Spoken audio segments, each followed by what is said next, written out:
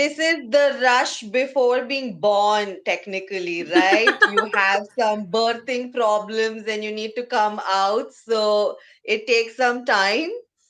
So sorry for the delay, everybody. Welcome to the new series on Empowered Body, Mind, Soul, where doctor meets healer.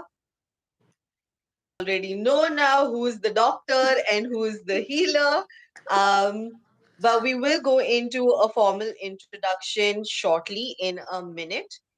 Before we do that, I would like to really apologize for not using the previous live. Um, but thank you all for being so patient and kind and switching over the link. And if there are people who you know who wanted to join in, please share the new link with them so that we can all celebrate our lives, our health, our body together on this live together. So, yes, on that note, I see a lot of happy birthdays. Thank you so much. And thank you so much for all the happy birthdays that was commented on the other live as well. Thank you for the wishes. And on that note, we are going to begin with this live on the topic Doctor Meets Healer. And let's have Harshita share with us the concept of Doctor Meets Healer because she's been wanting to do this since last year and I put it on hold and pause. It was her idea. So please share the concept, Harshita, and then we'll take it forward from there. Hello, everybody. I'm so excited to see all of you join in. Dr. Meets Healer, like Manali said, is been close to my heart, and I've been waiting for this to actually get formalized and you all see it and witness it from past 2 years. So, Dr. Meets Healer, when it comes in simple term, it basically means that we are getting the scientific knowledge and the metaphysical knowledge together joining hands so that you get a holistic approach towards your health, your body, fitness, diseases. When a holistic approach is there, no aspect is missed out on, and that will cater to each and every person. So that's how Doctor Meets Healer idea was actually born, and that's how I and Manali, who's my favorite healer, you all know, and all of your favorite healer too, have joined hands together so we can bring the most essential scientific knowledge which you are supposed to know, and the metaphysical knowledge, the spiritual knowledge, the knowledge from the part of spirituality, emotions, which you know, combining it together so that you can understand your own body, your own health. Over to Yes. you, Manali. Introduce yourself, the birthday girl.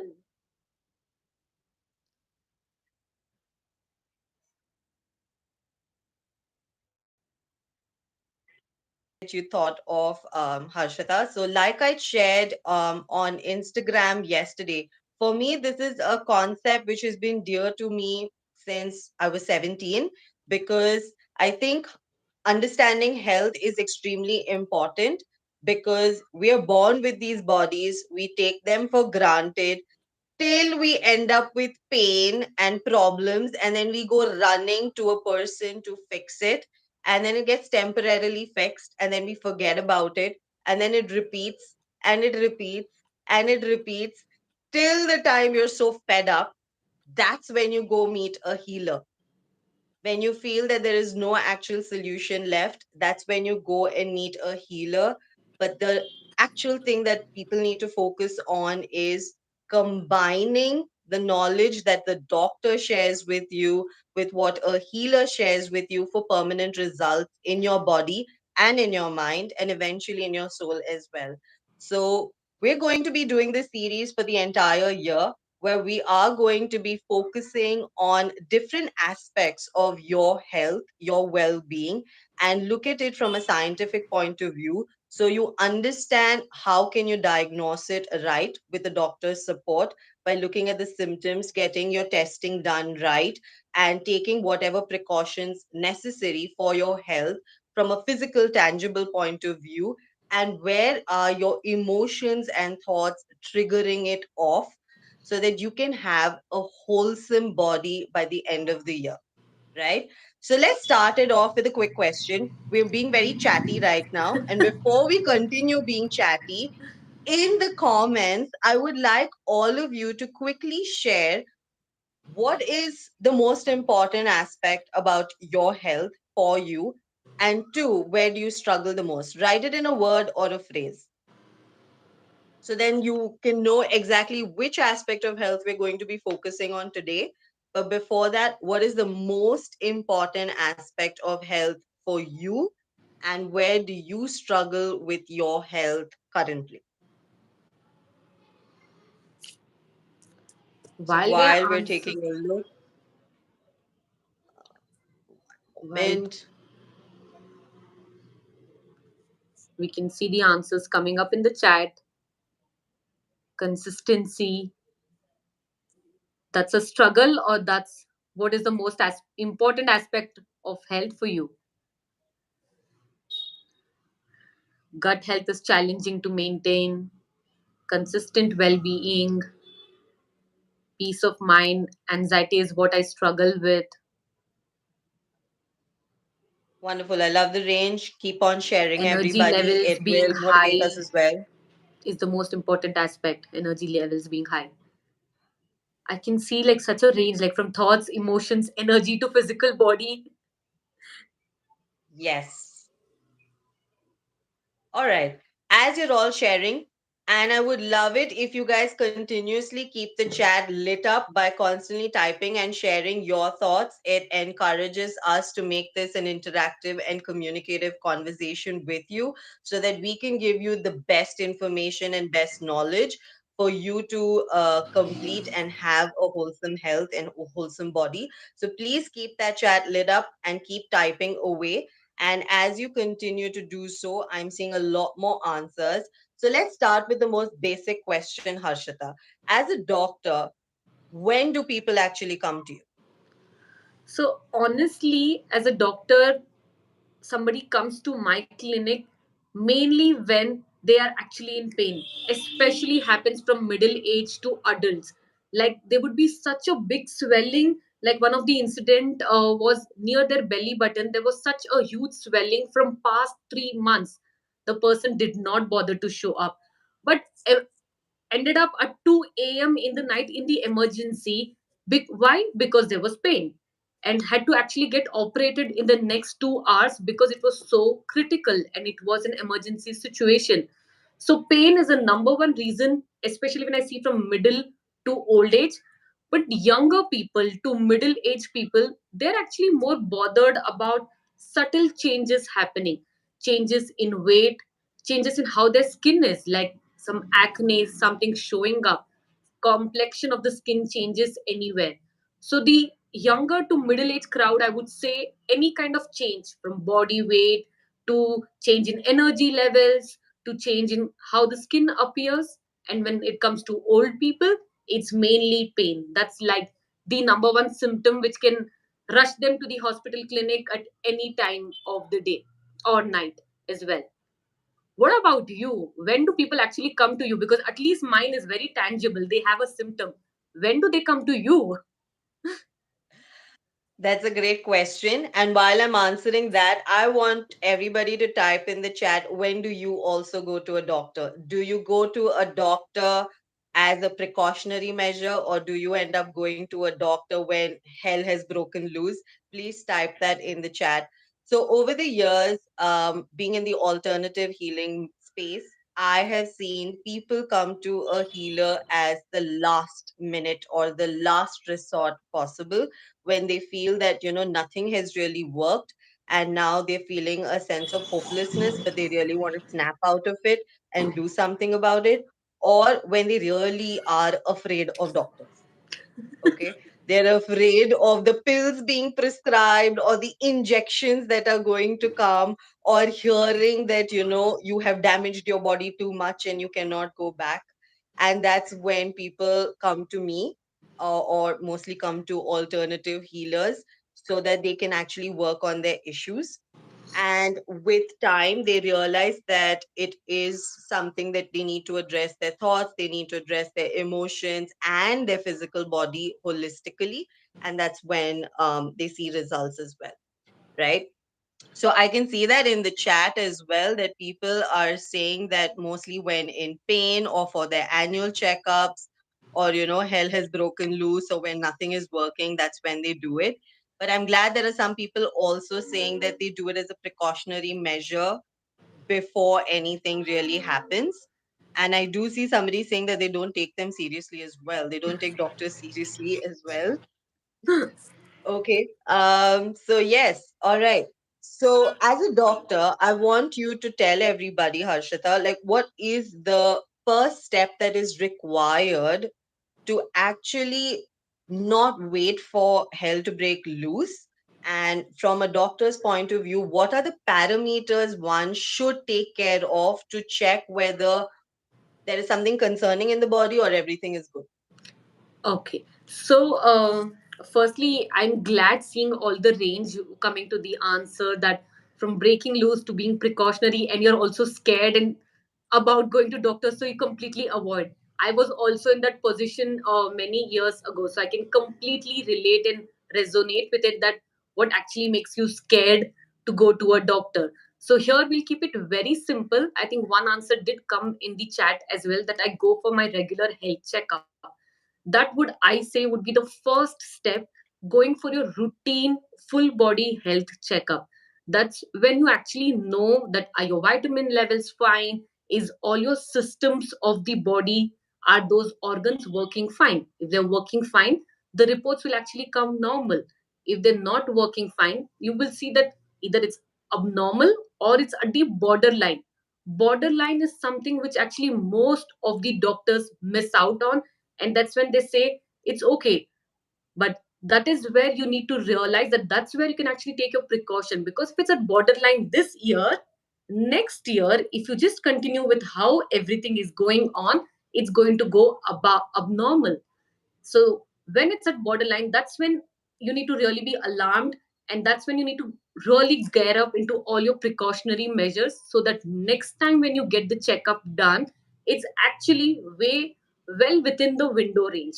So I would really say annual body checkup, especially after the age of 25, yearly once, getting a full body checkup done. In when you, as you get older, basically say 35 to 40 plus, you also add on more advanced test, from like heart ke liye ECG, to for females adding mammography. But otherwise, a full body blood checkup is what a basic essential which is required. Who is below 25 and you're watching this live, really clap for yourself, because this is like the right age. You're already taking your health seriously, and that's really good. You could go for checkup once in 2 to 3 years. That is what I would recommend as the first thing.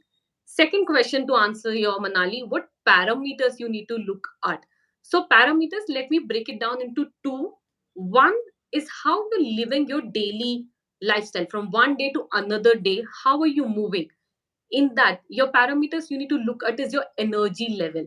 Is your energy will not be constant through the day. There will of course be ups and downs, but you need to see that you're not that drained enough that you have to just go hit the bed as soon as it is evening, or you need to really do something consciously. Only then can your energy remain constantly high. If something like that is happening, that means your energy is really fluctuating a lot. That's when you actually go first for a full body checkup and then meet a doctor. So energy levels is one thing which I would say on a daily basis which you can look at. Second would be your appetite, your hunger. Hunger is something which can fluctuate very quickly if there's something going off. Like I mean, saw in the comment, gut health is something very difficult to maintain, and gut is where everything actually begins. So if your hunger is fluctuating, you've been able to eat and your appetite is all good, but suddenly your hunger is fluctuating and it remains like that for 2 to 3 days, that's also another sign. So these would be the two things I would say on a daily basis, which you can say: hunger and basically energy levels, keeping it really simple. And when it comes to full body checkup, make sure all your organs of the body, all the reports which you get done of them, they are normal, and also your vitamins, vitamin D, B12, those essential vitamins, they are normal. So seeing that, you will actually know where you stand. Once you know where you stand, you can always then see in which direction you want to move. So that would be from my physical scientific parameter which is very tangible.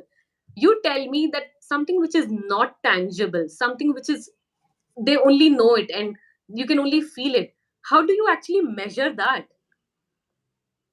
That's a very interesting question, but I always start with something which is tangible, okay? To realize that your health is not on track, the first thing that I check when I meet a client is how is their sleep?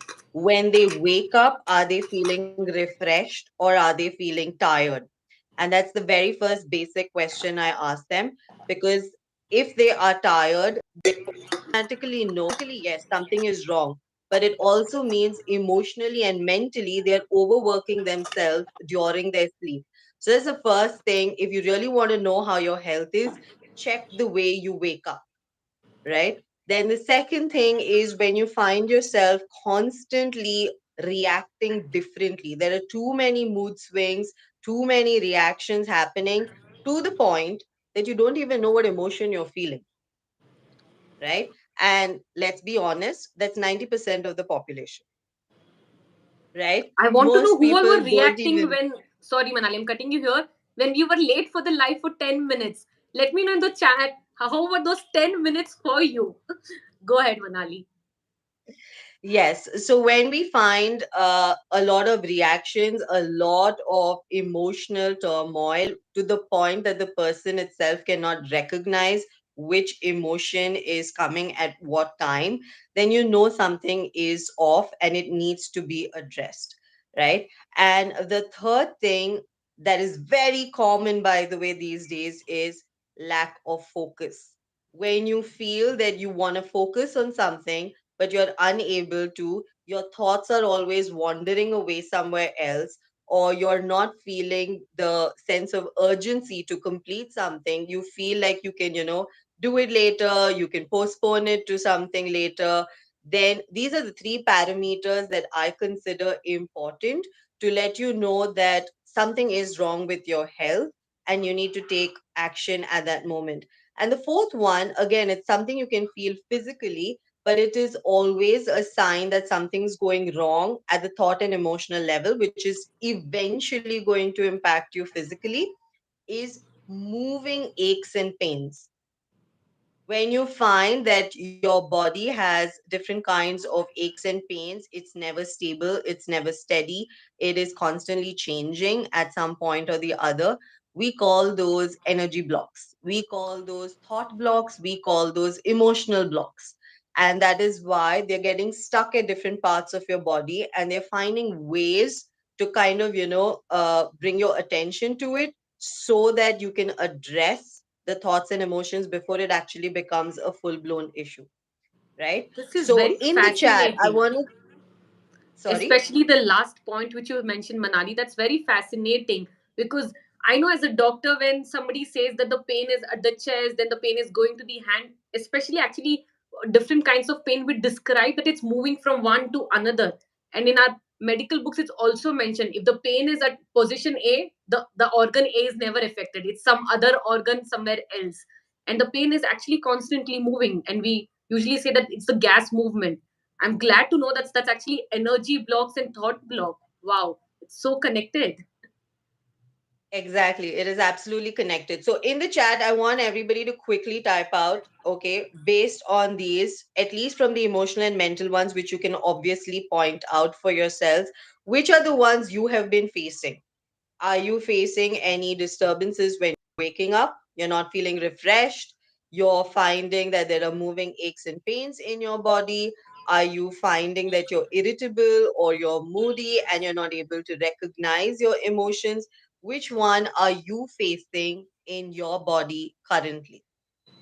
I want to see that in the chat because that gives us an idea of how to actually approach the main topic that Main. we want to get to in 2 minutes, right?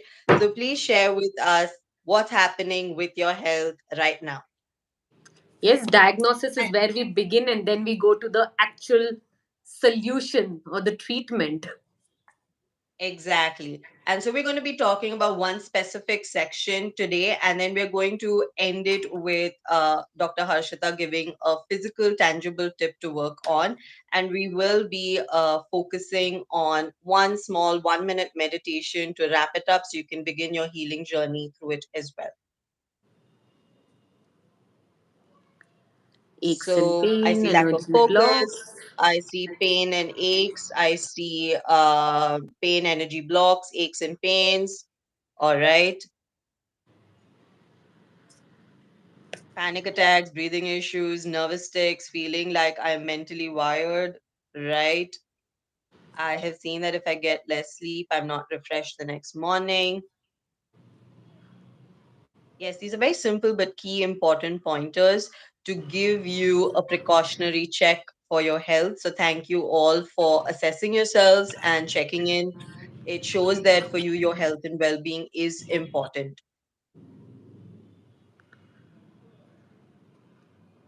All right.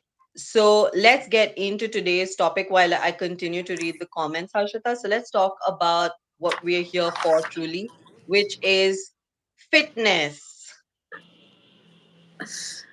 So, when it comes to fitness from physical aspect, one thing which is noticeable and everybody looks at is if you'd actually meet somebody after a while, the first thing you will comment is like, "Arey moti ho gayi hai. Oh, you've lost weight. Oh, why is your face become so thin? Why are there so many acne on your face? Oh, your face has become so clear." So that's how fitness is actually approached, especially when you hear superficially that how are you actually looking, how much are you weighing. That is how fitness is approached. Of course, it begins from there, that what is your tone, how fit are you, not actually the body weight wise, but when it comes to inches, how much are your inches, is your skin clear or not. Definitely that's one of the marker of how fit you are physically. But remember, all of this is actually coming from internally, how your bodily organs are functioning. Is your liver, which is meant to actually metabolize all that you're taking in and produce a lot of enzyme, is it working fine? Is your gut, all that you're eating, the good, the bad, is it actually absorbing and the toxins is getting excreted by the kidneys? Is kidneys working completely fine? All your hormonal systems, are they actually secreting the right hormone in the right quantity at the right time? So how your body actually internally functions, the organs internally functions, that is what will get depicted in the external or the outside fitness. So that's why it's very important to begin with knowing firstly how your organs are at, what's the current status. So getting a full body checkup once a year, that's going to be the key parameter. For each organ, make sure you're including all the blood tests. So for how your circulatory system is getting, you're getting all your complete blood count done. For liver, you're getting all the liver function tests done. For kidney, you're getting the kidney function test done. Then for your overall hormonal test, you're getting your thyroid checked, you're getting your insulin and HbA1c sugars tested. These would be the basic tests which you need to get it done, along with the vitamins, the vitamin D and B12. This would be the key essential vitamins, because every vitamin in our body is important, because that's what is looking at our how our hair is, how our nail health is, how that is. So that would be the first thing, to get your full body checkup done. That's where you begin with internally how fit you are. Once you know internally everything's going fine, automatically you will see that externally things would get better. But if they are not getting better, that's when you come to different other parameters, which I call as my favorite lifestyle parameters. Are you actually physically moving how much you're supposed to move? Are you actually hitting the gym or going for a walk or a run, doing swimming, going for a yoga? Are you doing that? Second, are you getting the number of hours your body requires to sleep? For each individual, it can be different. It can range from 4 hours to 12 hours. It can be different at different age you are in, what kind of work you're doing, what season you are in. We all know in winter we like our cozy blankets. Let me know who would like to sleep more in winter. I would want to see that in the chat. So that's how every season it differs how much you want to get sleep. So that would be the second thing, sleep, the number of hours you getting. Third is, I think Manali's favorite too, the amount of water you're drinking. And to that I would also add, in what are you drinking your water. Instead of using a plastic, use a copper or a glass bottle, or even just the normal steel. That would be a better option instead of using plastic. So the amount of water you're drinking. So our pro tip, which Empowered says, if you've been following Empowered from a while, you know for every 20 kgs of body weight, 1 liter of water is what is required. So that would be the third thing which I would say is must. So these would be the three things. I will come to more solutions later. Meanwhile, I want you to pick out of all of this which I mentioned, one thing which you can start doing from today onwards. That's great. That's great. Thanks for sharing that. I think everybody's heard these things from a doctor, right? It's not something new that you're sharing, but it's important to re emphasize it and really consider it of value, because when we do not and we take it for granted, we're taking our body and our health for granted. And that's when things backfire later. And then we sit with regret, guilt, upset, disappointment, hurt, and all of that, right? True.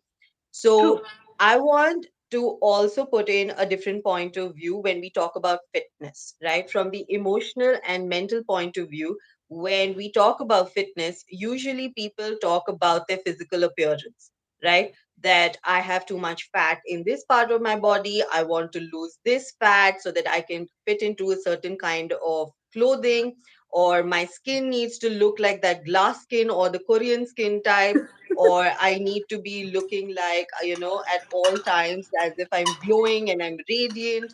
But there are things which are internally upsetting us, thought wise and emotionally, which affect our body as well, right?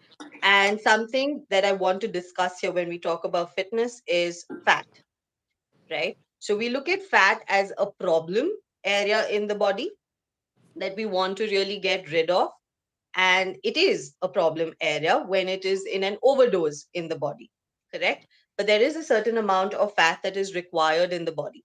So in the chat, I want you all to quickly put down, where is it that you feel you have excessive fat in the body and you do not have muscle? Because I'm going to break it down to you right now in this session, the fat that you have in the body, what thought does it represent, and how do you need to work on it so that it can start getting converted into muscle.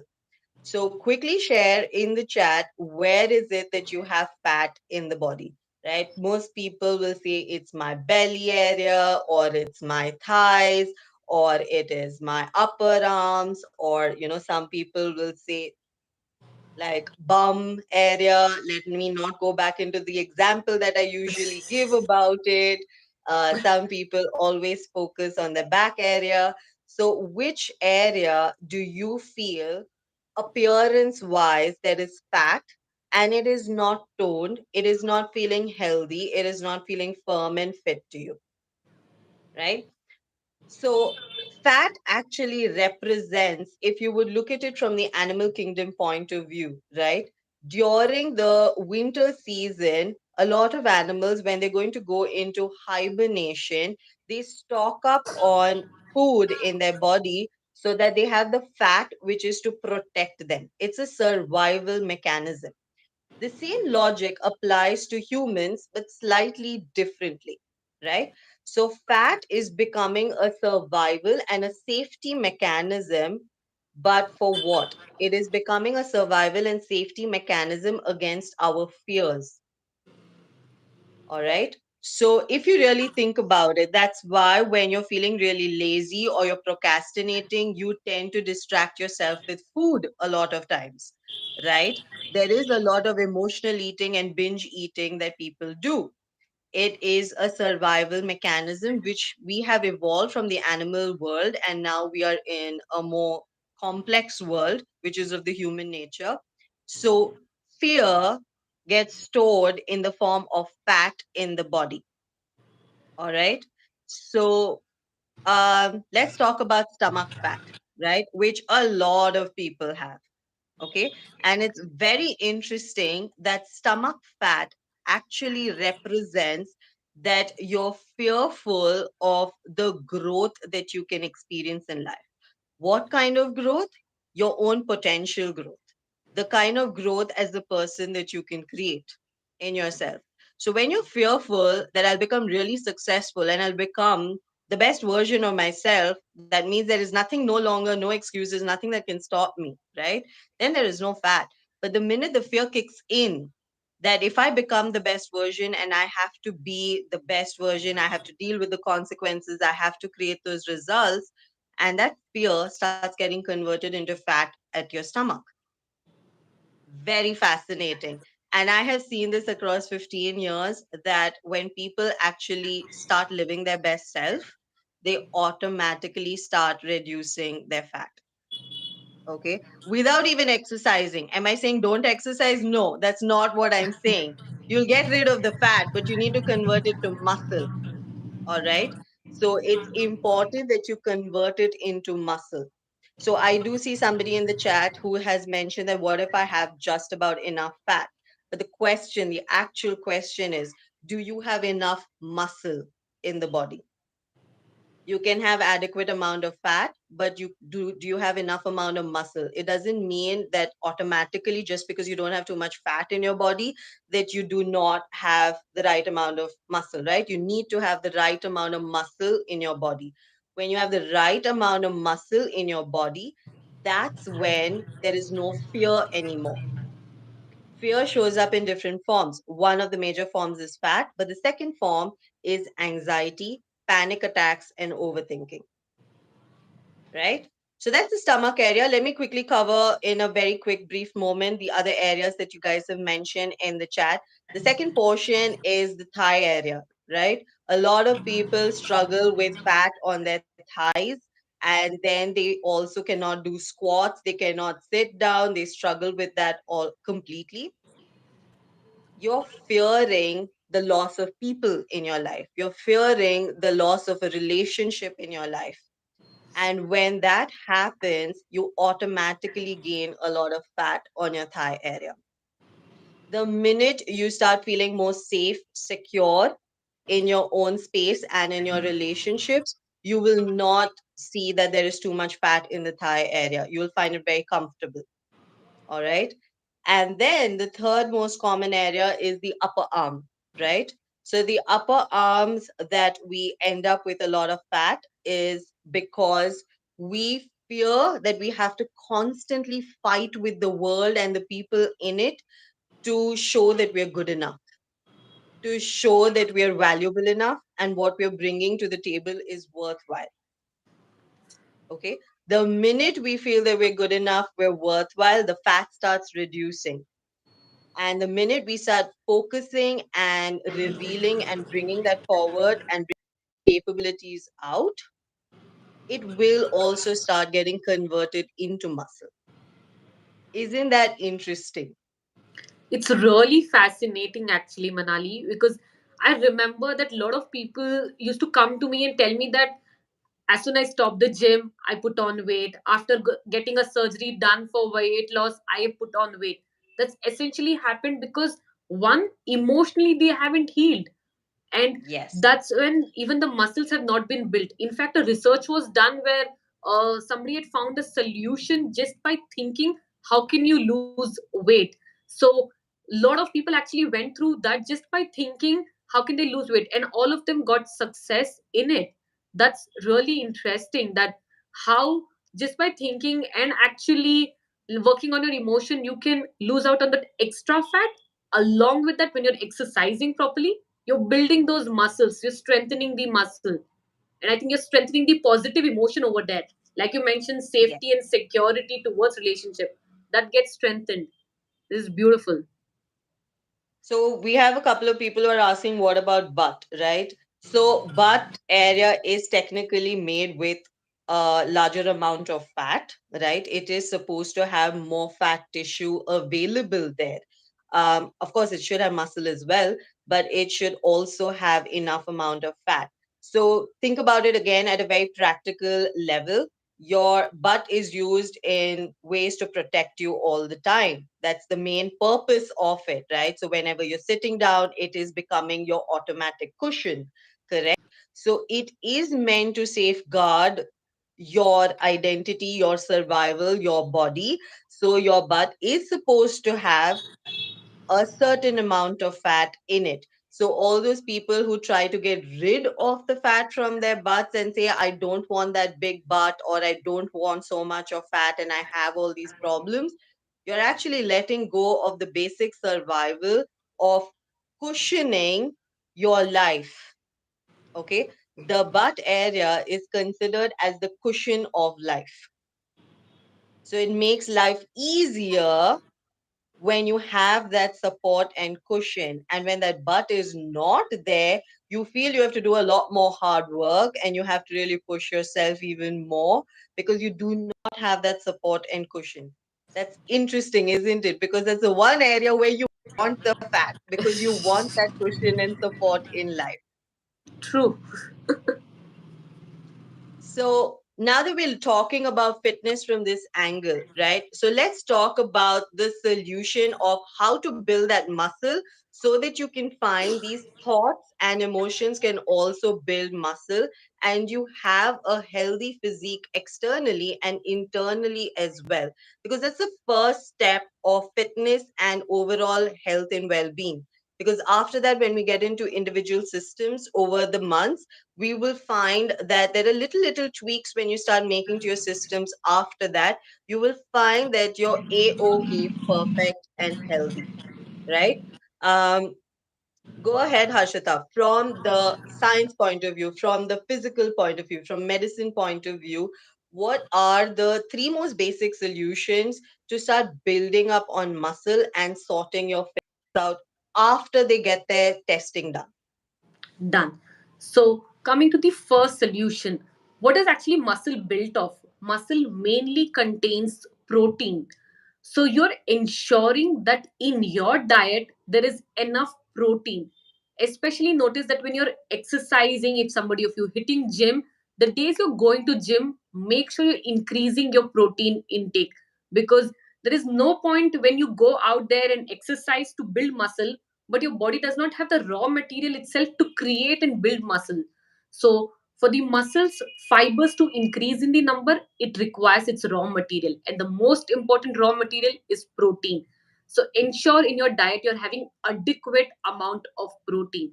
And when I also say adequate amount of protein, it's very important that the protein which you're having is complete protein. So protein needs to be actually combined with a carbohydrate. That is when it actually becomes a complete protein and can be absorbed as well. So usually combination of 2 3 different types of protein rich food is what makes it combined food. So just having paneer itself is not that good source of protein, but the moment you combine paneer with vegetable which is rich in protein as well, that becomes a complete protein, and that's a good source of protein which is required. So that would be the first thing. Second, this is one thing which I commonly get, especially as people get age, that I cannot hit the gym. Still, how do I build on muscle? It is not required for you to go to the gym and lift those weights to build muscle. It's actually about the two types of exercises which builds muscle. One is where it's called isometric and isotonic. Very fancy words. Forget those. But isotonic is what's actually happening in the gym where you're lifting the weight, but there is something which you can actually just do it at home as well, which we call the full body workout, where you're putting the muscle in a position of its action and it is staying still like that. Like for suppose, if you're squatting, you hold on to your squat. You're holding, when you hold on to the squat, that is where you're actually building the muscle. That is where the number of fibers in the muscle increases, and your muscle is also getting tensed. When it gets tense, there'll be those micro tears in the muscle which will actually get built over the time. So holding on to squat is more important than the number of squats you have done. Similarly, holding on to a lunge for a longer duration is more important than the number of lunges you've done. So always remember that the duration you're spending in holding, and as you do those movements, you're doing slowly, you're squatting down, and slowly you're coming up. That slow will actually give you that control to the muscle to become more tense. So that duration is important. So that's why you can actually do all yoga asanas as well. So because if you see your yoga asanas, they're all stationary. You have to hold on to those positions. Any kind of full body workout, from your plank to push-ups to just holding on to squat, lunges, all of those. Just even if you cannot do full push-up, just against a wall doing a push-up, that's also good enough. Those would be the two main things when it comes to fitness, building onto more muscle. Third would be actually weighing it. When you're weighing it with an inch tape, when you're measuring it with the inch tape, you will actually realize that your weight on the weighing scale may not reduce, even though you're hitting the gym, you're eating properly and everything, but you will notice that the inches are getting lesser. Why does that happen? Because fat occupies lot of volume, muscle occupies very less volume. Just compare, like, if I take 1 kg of cotton and 1 kg of iron, cotton would have occupied the entire room, but the iron would have just occupied one small section of the room. And that is how it works. So your muscles will not take so much space, and that's how you will look leaner, you will look toned. You may weigh the same, you may weigh more as well. That's completely fine. Okay, so these would be the three tips from my perspective, scientifically, something you can tangibly do, and anybody can do it. What would be your tips, Manali? I like the fact that, just holding a position, what you just said, is a better way than expecting people just assume muscle building is only through, lifting weights. I really like that. I hope everybody takes that as a solid takeaway from this session, if nothing else, that just the gym is not your only solution. Any other activity that you do, basically, and how you can use your own body weight or any kind of activity can build that muscle. I really like that thought. So I hope all of you do register that. It's really important. Let's look at it from the emotional and mental point of view, right? So I'm going to address it because we have a wide group here. There are some people who are saying, that they do not have enough fat itself. And there are some people who are saying that there is fat that they would want to get rid of, right? So let's talk about the ones who have fat in specific areas and they need to get rid of it, correct? So, and then convert it to muscle, obviously. So the first things, let's just keep it very simple and basic, is at a very logical, common sense level, we would assume that get rid of your fears, you're sorted. Correct? I wish life was that simple. It isn't, because fears are also in place to protect us. Correct? It is a survival mechanism. So, some amount of fear is good for you. Otherwise, you will become extremely reckless and spontaneous to the level that you will harm yourself. Correct? True. So let me put it across this way. Instead of going and doing the whole Mountain Dew ad for yourselves and going and addressing your fears and conquering it, let's make it very simple by starting with basic affirmations. Those will release your fears and make space for muscle building to happen. Right? So the key pointers that we were focusing on were your stomach, like your abdomen region, your thighs, and your arms. And I think somebody's asked about hips as well. So we'll cover that also. So affirmations are what? Basic statements which have positive words that inspire you, motivate you, and also create a rewiring in your brain to think differently. Now, affirmations are of different kinds. One are your very basic affirmations where you're, positive thinking, which work, but only 20% of the time. Then there's a second kind of affirmation, which is healing based affirmation, which is what we will be focusing on over here, where it addresses the specific thought which is in lack or which is harming you and shifting it for a sense of rewiring so you feel empowered, right? And then a third kind of affirmations, which are cellular regeneration affirmations, which automatically revive a particular cell in your body and shift, which is more spiritual in level, right? So we're going to be focusing on the second category. Let's start with the abdomen region, right? So the affirmation for it is very simple. All you need to say is, I am good enough for all the success I desire. I am good enough for all the success I desire, right? You can write it down every day. You can, put it on post-its or on your mirror and read it every time. Or you can keep your hand on your abdomen and say it, right? So type it down in the chat, all of you, so that it registers for you, right? So the second area is the thighs.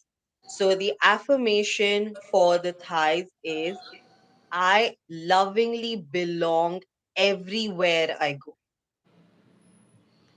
I lovingly belong everywhere I go. So you're letting go of your fear of only fitting in and feeling attached to certain things and experiencing a sense of loss, right?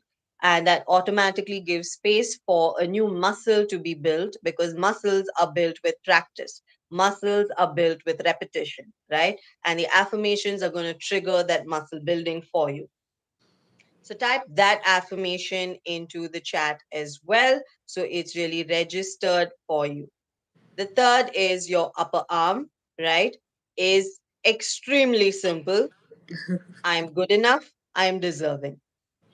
It sounds very simple, but to really feel that takes some work. Okay. So I'm good enough. I'm deserving. And the more you'll say it, you'll find that your arms kind of become very slender. They relax themselves. You'll not feel your aches and pains in well, and you'll start feeling more rejuvenated and recharged to take on a lot more in life. Okay. So please type that also into the chat so it's registered. Okay. And let's now look at the hips. So people were asking about the hip region. So when there is excessive fat on the hips, it's actually a very interesting fear because a lot of Indian women tend to have broader hips, right? And it's usually more fat based than muscle based.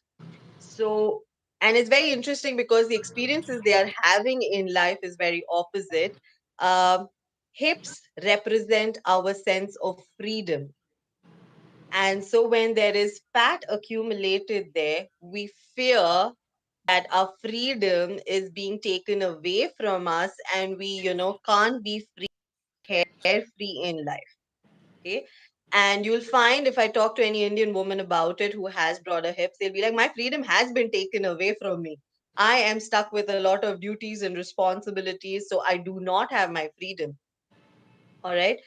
But they themselves gave away their freedom and now they don't know how to take it back. And that's why it's getting converted into fat on the hips. All right. So the simple and very clean affirmation for it is I choose to be free. It's that simple. I choose to be free. So the more you say these statements, you will find that your body shape and structure will change.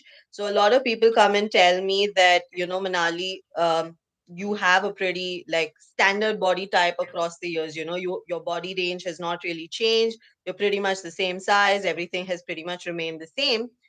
It's because I follow these affirmations. I am not heavy on workouts. I am heavy on emotional and mental workouts to stay fit for myself. Does it mean I don't work out? Yes, I do, just not as regularly as everybody would assume to. So just doing these affirmations will start reducing these fears and you will start the muscle building process.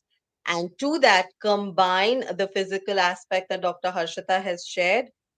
You're going to have an amazing body internally and externally, right? So true. Imagine instead of overthinking out of fear, they are actually saying this affirmation 7 times, 21 times, and just going out about it that they've lost count, that they can actually internalize the affirmation.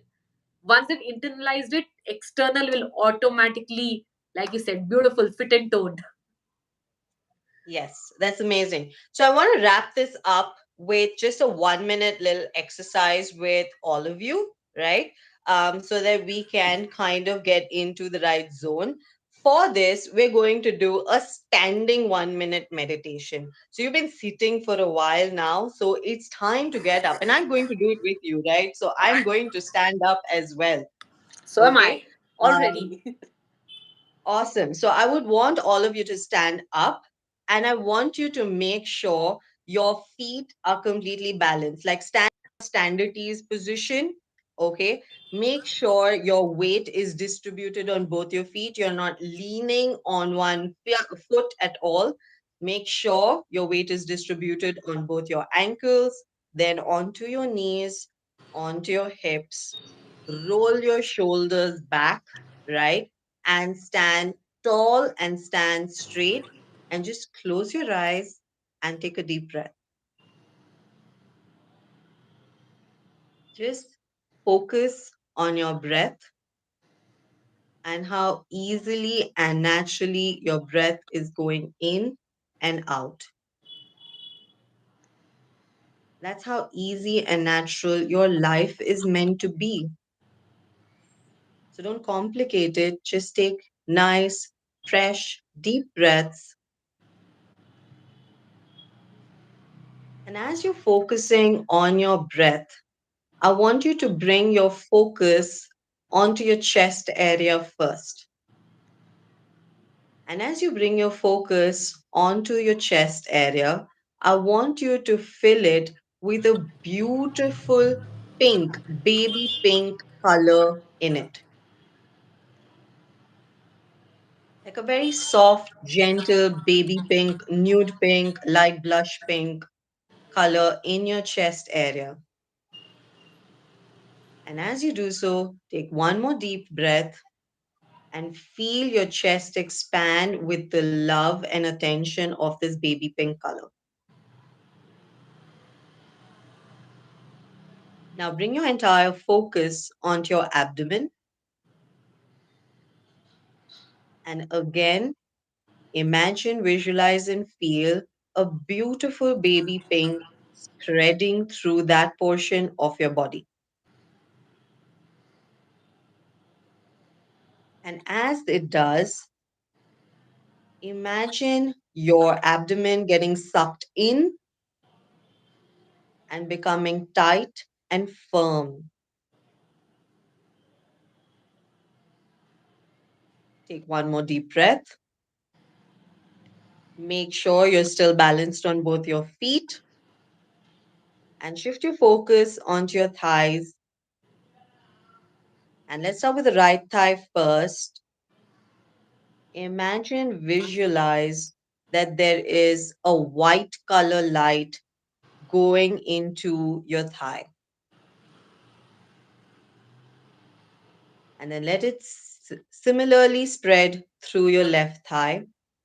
A beautiful white light, serene and calm, just like a full moon night.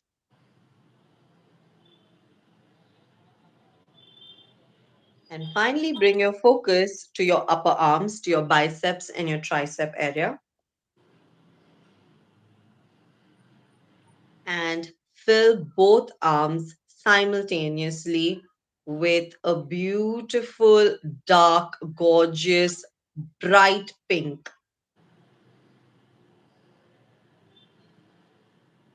And let it spread and let it be fluid through your arms.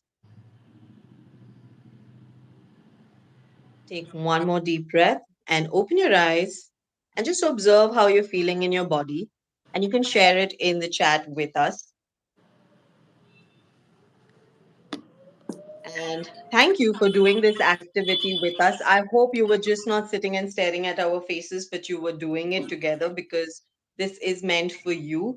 And if you just do this on a daily basis, this will be a quicker way to release fear, open space for muscle building as well. And that is a gift that I wanted to share with all of you on my birthday this year. So I hope you did enjoy it. This series is just the beginning. It was the first session, so it was slightly longer. Thank you for being patient. Thank you for being here. Thank you for taking your time out on your precious Sunday and making time for this. So, thank you so much. And I love that a couple of you are saying you're feeling relaxed and refreshed. You're feeling light. That's amazing. That's how your body is meant to feel on a daily basis. So please make this as a part of your routine. and look forward to these sessions. We're going to keep them crisp to about a 20-25 minute session from next time and share it with a lot of people because I think everybody in the world needs this. Everybody needs the gift of good health and well being in their life.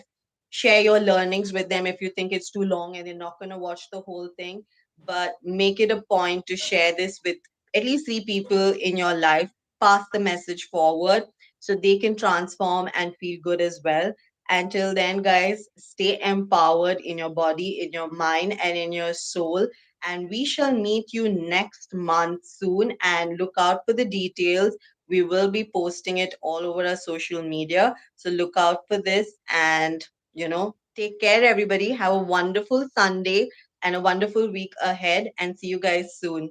Bye, everybody. Bye bye. Stay fit, stay empowered. Do subscribe to our channel so you're notified.